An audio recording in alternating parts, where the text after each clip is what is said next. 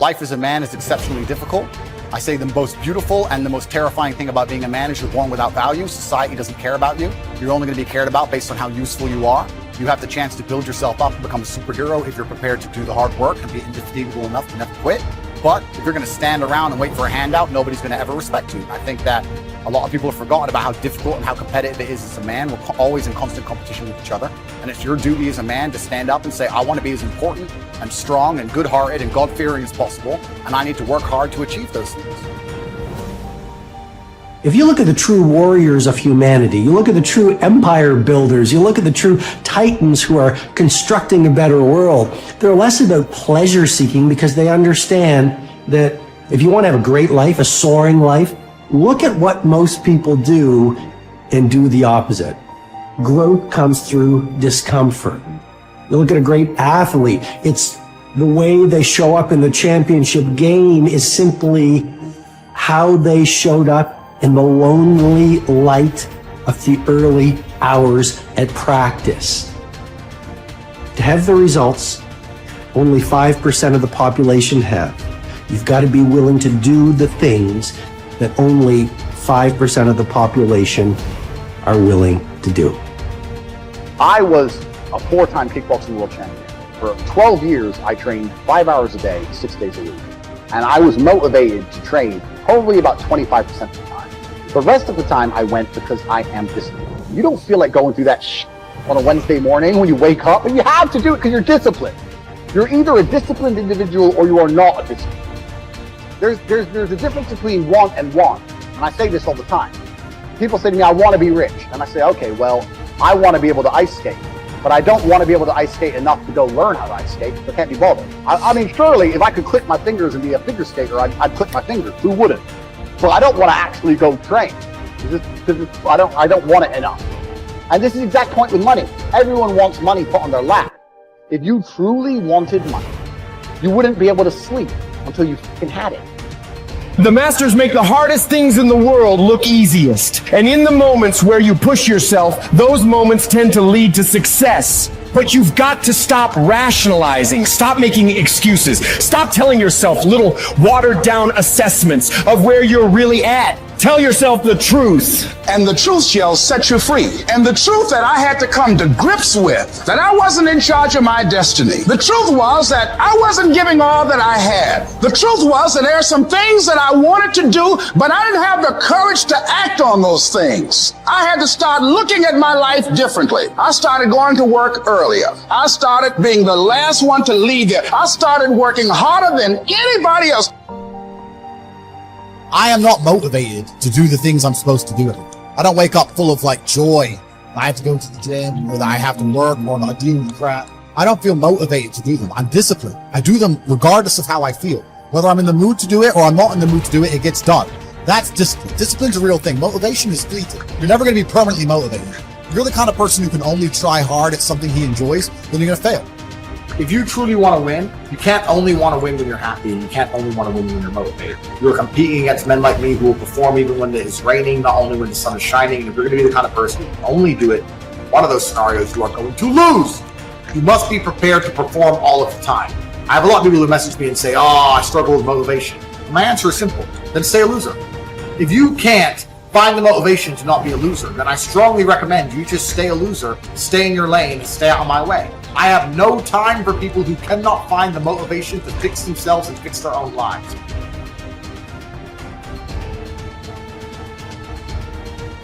If you cannot control your own mind, then you go through life with zero control, zero influence. You can't control anything.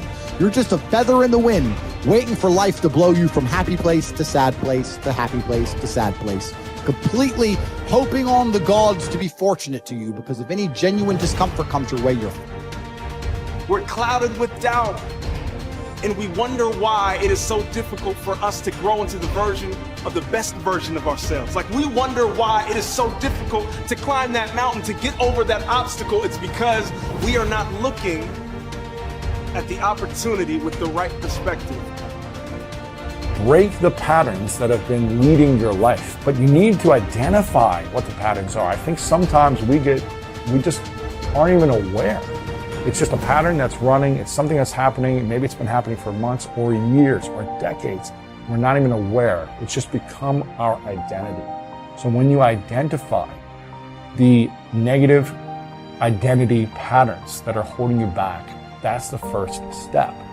And you can start to really shift and replace it with a new identity, a new pattern that you can implement. What you do is you pick up your past and you embrace it.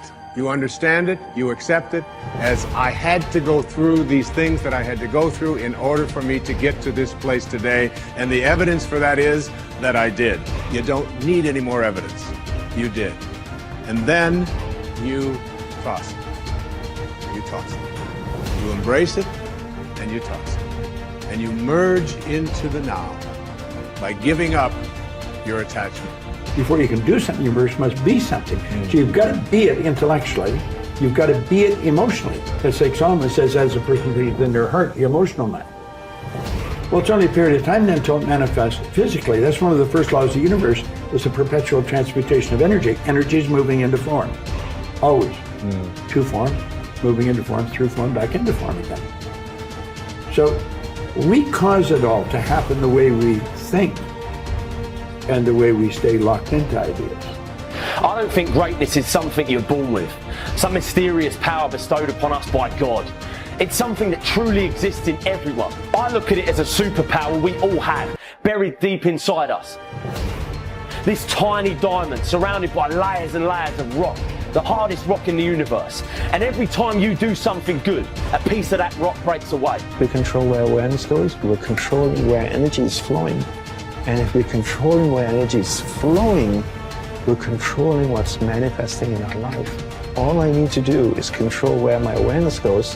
And if I can control where my awareness goes, I can control where my energy is flowing. And if I can control where my energy is flowing, I can control what is manifesting in my life. Every single person that wins big, every single person that you look at, every single person that you're inspired by, every single person that you aspire to be like, they only have one plan, and that is they are going to win or they are going to die trying. You can make your dream into a reality, but it will only take one person to believe that it's possible. It will only take one person to put in the work. That person is you. If you're sitting down and you start thinking about some future worst case scenario that you're conjuring up in your mind, and you begin to feel the emotion of that event, your body doesn't know the difference between the event that's taking place in your world, outer world, and what you're creating by emotion or thought alone. So most people then, they're constantly reaffirming their emotional states. So when it comes time to give up that emotion, they can say, I really want to do it. But really the body is stronger than the mind because it's been conditioned that way. So the servant now has become the master. And the person all of a sudden, once they step into that unknown, they'd rather feel guilt and suffering because at least they can predict it. Being in the unknown is a scary place for most people because the unknown is uncertain. And people say to me, well, I can't predict my future.